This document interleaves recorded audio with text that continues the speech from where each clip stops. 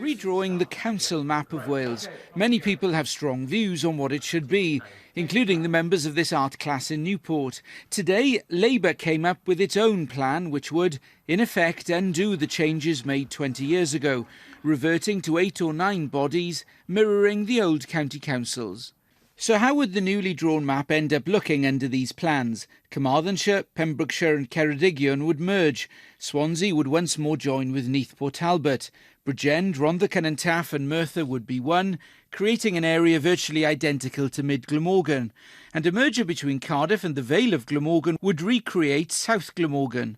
The most populated council would include Caerphilly, Blaenau Gwent, Newport Monmouth and Torfaen, in a county very similar to Gwent. Powys would stay exactly as it is.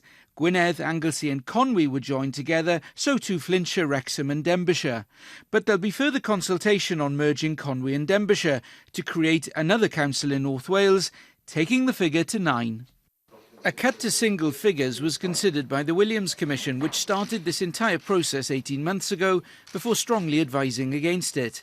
Not so Leighton Andrews, who set out his reasons to AMs. The case for fewer local authorities in Wales is compelling and widely accepted. We cannot afford to miss this opportunity to reform and reshape our councils to drive funding into improving frontline services. He'll be walking into the Lion's Den here tomorrow in Swansea, where council leaders are gathering for their biggest event of the year. He can expect plenty of opposition. I think what's happening here is attempting to turn the clock back, and that seldom works in politics.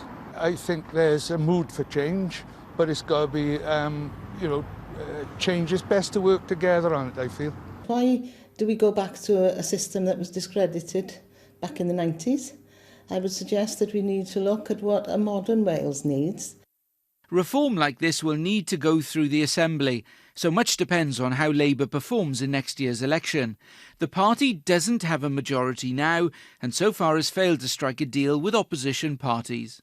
There is no cost-benefit analysis. So how does the minister, where does he get his evidence from that this is actually going to reduce politics? What it is going to do, it's going to centralise local government. And local government is a tier of government that people do value.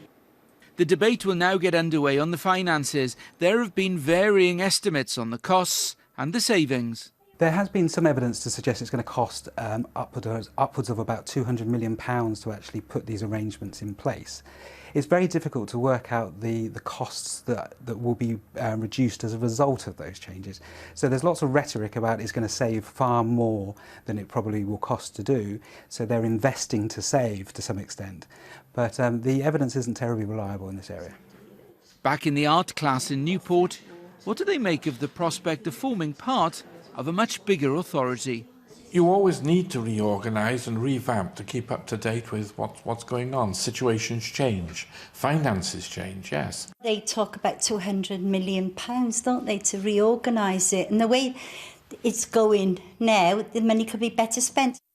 In the end, it's more than lines on the map. The debate from here will be whether it leads to better services and value for money for the public the councils serve.